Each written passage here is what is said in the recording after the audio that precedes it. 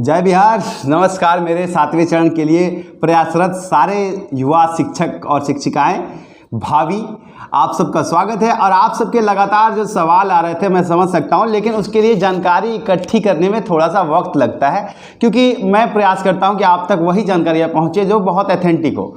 तो उसके लिए थोड़ा मंत्रालय से संबंधित लोगों से, शिक्षा अधिकारियों से, उसके अलावा कोर्ट के कर्मचारियों से, कोर्ट के कुछ संबंधित लोगों से, सबसे बात करना पड़ता है, तब जाकर के एक एग्जैक्ट चीज़ निकल के आता है। तो काफ़ी सारी चीज़ें फिर फाइनली थोड़ा वक्त लगा, लेकिन 7वीं चरण से संबंधित निकल के आई हैं और वो मैं आपको दे दूंगा। कुछ अच्छी खबरें भी हैं जो आपको थोड़ा सा राहत दे सकती हैं, इसके बारे में बात करेंगे। और आप सबको याद होगा मेरा एक फेमस कोट जो मैंने अभी पिछले कुछ दिनों पहले कहा था कि क्या सीटेट वाले बम्बई से आए हैं।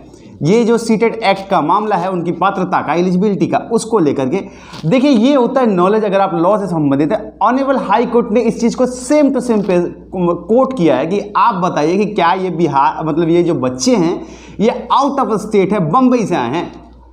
तो ये होता है आपकी नॉलेज। अब इसमें जो है किस तरीके से एलिजिबिलिटी को बिहार सरकार के अपने रूल जो है एक दूसरे के कोस कर रहे हैं संविधान की दृष्टि से, और इसमें सीटेट वालों का किस तरीके से फ़ायदा निकल के आएगा, इसके बारे में भी बात कर लेंगे। कुल मिला जुला करके जानकारियाँ बहुत सारी हैं और आपके काम की हैं। मैं समझ सकता हूँ कि कुछ यूट्यूब के चैनल के माध्यम से, कुछ समाचार पत्रों के माध्यम से, अलग अलग तरह से बहुत सारी चीज़ें जो है, इन्फॉर्मेशन जो है, कभी इधर कभी उधर, तो इसमें आप थोड़े से फंसे और उलझे होंगे और आपको एग्जैक्ट समझ में नहीं आ रहा होगा। तो मैं प्रयास करूंगा कि आपके सारे डाउट्स जो हैं वो क्लियर हो जाएं कि 7वें चरण की कब से शुरुआत होने वाली है। देरी के एक्चुअल में आपको जैसे ही समझ में आ जाएगा कि कारण क्या है, तो आपको सारी चीज़ें अपने आप समझ में आ जाएंगी और उसके बाद फिर आपको किसी भी मिथ में जीने की ज़रूरत नहीं पड़ेगी। We will be happy after, अगर आप सारी जानकारियाँ रख लें।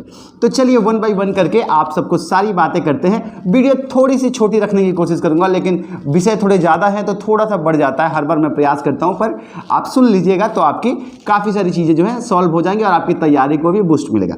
आइए वन बाई वन करके अब सारी चीज़ों पर बात करते हैं। सबसे पहले आ जाते हैं सीटेट वालों का कि ये क्यों कहा गया, कि क्या मतलब वो चलिए इसको बाद में रखते हैं, पहले 7वें चरण की आपकी बातें कर लेते हैं।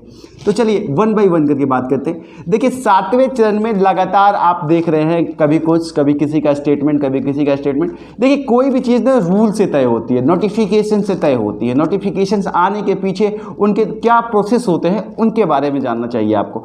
तो मैं आपको जैसे कि लगातार कह रहा हूँ कि देखिए बहुत सारे लोग अलग अलग तरीके से आपको कह रहे हैं कि नहीं आएगा तो इस साल बीत जाएगा तो पंचवर्षीय योजना हो जाएगी। ऐसा कुछ नहीं है, इस पे ध्यान मत दीजिए। हालांकि संभावनाएं सरकार अपना क्रेडिट खराब करती है, लेकिन जो मुझे सूचनाएं मिल रही हैं वो ऐसी नहीं है। लेकिन आप सबसे एक रिक्वेस्ट है कि आप चैनल पे नए हैं तो सब्सक्राइब करके बेल आइकन दबा लीजिए। अच्छा नहीं लगता है जब हज़ारों, 20,000, 30,000 लोग देखते हैं और 200-400 लोग ही अपने से जुड़ पाते हैं, तो लगता है कि खुद में ही कहीं कमी है कि मैं अपने साथियों को जोड़ नहीं पा रहा हूँ। तो अगर आपको लगता है कि मैं आप सबके लिए सही प्रयास कर रहा हूँ तो आप हमसे जुड़िए, चैनल को सब्सक्राइब कीजिए, हमें भी अच्छा लगेगा। चलिए अब देखिए क्या करते हैं। तो देखिए इसमें 3 चीज़ें हैं जो मैंने आपको पहले बताई थी, शायद आप लोगों ने देखा होगा। पहली चीज़, पूरी की पूरी पद कितने होंगे, पद डिसाइड करना है। दूसरी चीज़, मतलब कब तक लेनी है, मतलब जैसे कि 2021 तक के लिए ये प्रतिबद्ध है, ठीक है। उसके साथ साथ हेडमास्टर की जो सीटें अभी 46,000 निकली हैं, उसकी रिक्तियाँ कितनी हैं, और साथ ही संगीत टीचर्स हैं, कुछ ऐसे पद हैं जिनको जनरेट करना है फिर से, जिनके पीछे एलिजिबिलिटी ही नहीं बन रही है। तो ये सारी चीज़ें हैं और इन सब के ऊपर जो राज्य सरकार की ठहरी हुई नीति है, और साथ ही चुनाव, जैसे आपको पता है MLC के चुनाव चल रहे हैं, उसके साथ साथ पंचायत चुनाव भी आने वाले हैं। तो इन सारे फैक्टर्स ने किस तरीके से वोट बैंक को एक छात्र के हित से बाहर कर दिया है, इसको समझिए। तो अब आ जाते हैं आपको कि देखिए क्या क्या प्रक्रिया पूरी हो रही है।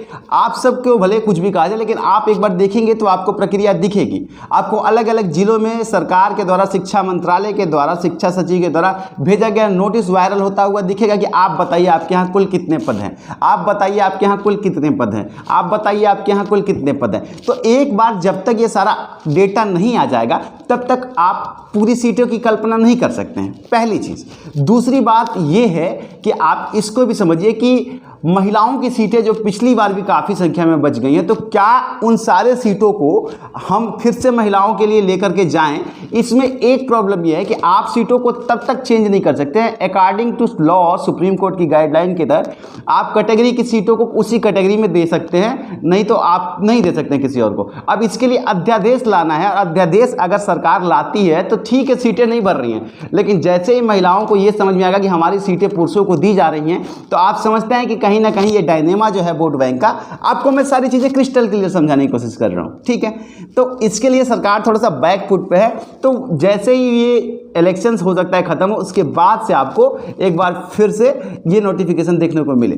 अब आ जाते हैं एक और चीज़ को लेकर के कि देखिए, जितने भी पात्रता का मामला है, चाहे वो सीटेट का मामला, आपको पता है लगातार कोर्ट में चल रहा है, लगातार सीटेट का मामला कोर्ट में चल रहा है। अब सरकार को ये है कि अगर नाव पानी में तो ठीक, पानी से बाहर तो खराब।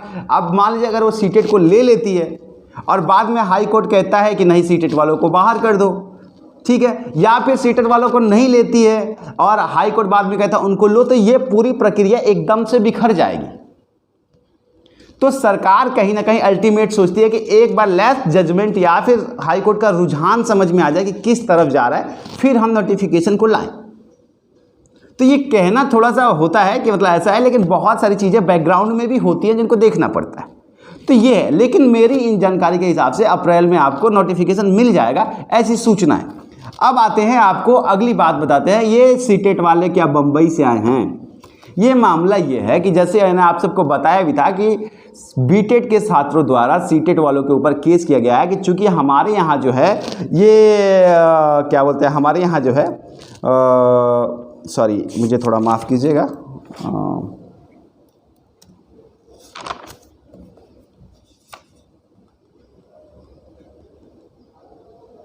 हाँ एक मिनट, हाँ, हमारे यहाँ जो है एनसीटी की गाइडलाइन रहती है जिसको फॉलो करते हैं बहुत सारे राज्य। अब बीटेट वालों ने ये कहा था कि चूंकि हमारे यहाँ बीटेट का प्रावधान है तो सीटेट वालों को नौकरी ना दी जाए, ऐसी बात थी। खैर ये जो आपको है मैंने समझा रखा है पिछली वीडियो में, तो ये लंबा हो जाएगा अभी से।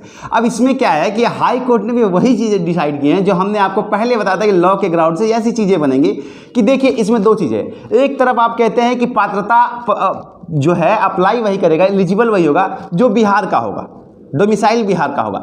अब ये बताइए कि जो बच्चे डोमिसाइल बिहार के हैं और सीटेट क्वालिफाई हैं, सीटेट क्वालिफाई यार है वो डोमिसाइल बिहार के, तो आप उनको कैसे बाहर कर सकते हैं?